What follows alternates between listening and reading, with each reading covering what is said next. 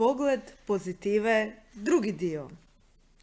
Kad je Danijela u jednom životnom periodu doživjela osjećaj da se nalazi na dnu dna, skvrčena u svome krevetu iz kojeg nije ustajala već 4 dana, gušeći se u suzama, nakon prekida jedne, mogli bi je nazvati ružne veze, odjednom je doživjela prosvjetljenje kada joj se pojavila misao: ako se nalaziš na dnu dna, znači da niže od toga ne možeš i jedino što ti preostaje je učiniti bilo kakav korak koji će te odvesti više u pozitivu.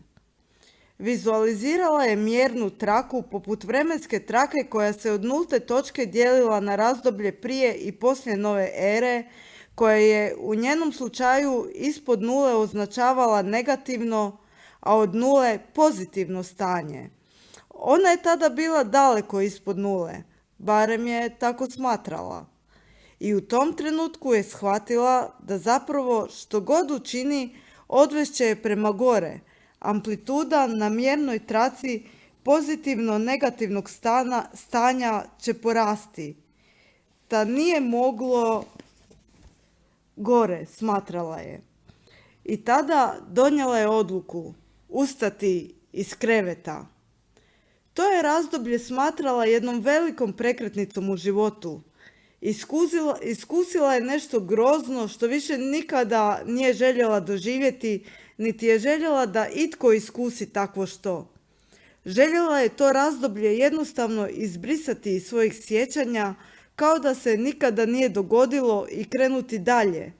Shvatila je da je to bio takozvani kontrast kojim je uvidjela što doista ne želi i kojim je odaslala želju za onim što želi. Znala je da bi je bilo kakvo sjećanje na taj period vratilo niže u negativu. Znala je da od tih prisjećanja i promišljanja što bi bilo, što je moglo biti i što da nisam, ne bi imala ništa, barem ništa pozitivno, jer na taj način osjećala bi samo tugu i žaljenje, te bi joj svijet samo izgledao tragično. Trebala je djelovati, ići naprijed. Odlučila je cijelo to razdoblje i situaciju prihvatiti kao jedan proces tuge preko kojega će proći. Odlučila je aktivirati se, izići iz kreveta, živjeti. Kako je odlučila, tako je i učinila. Izbrisala je godine svoga života i shvatila ih kao dobru životnu lekciju. Tada još nije znala za što će joj ta lekcija koristiti, ali znala je da si tako što više ne želi i neće dopustiti. Krenula je dalje. Isprva se prisilila staviti osmijeh na lice.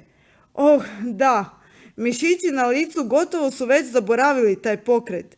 I čim je kročila iz sobe, udahnula ne toliko ustajali zrak kao što je to bio onaj u njenoj sobi sa zatvorenim prozorom, kada su se oko nje počeli skupljati članovi obitelji s utješnim riječima podrške i zagrljajima, odlučila je dopustiti osjećajima da krenu nabolje, da se više ne opire. Istina je da ju već dugo nije bilo briga za sebe. Nije ju bilo briga za sebe već duže razdoblje, jer bila se prepustila tonuću i agresiji koja je neprestano dopirala do nje. Ali tada je ugledala oko sebe ta brižna lica i osmijehe s nadom. Njima je željela dobro, a počela je samim time željeti dobro i sebi, odlukom o ustajanju iz kreveta.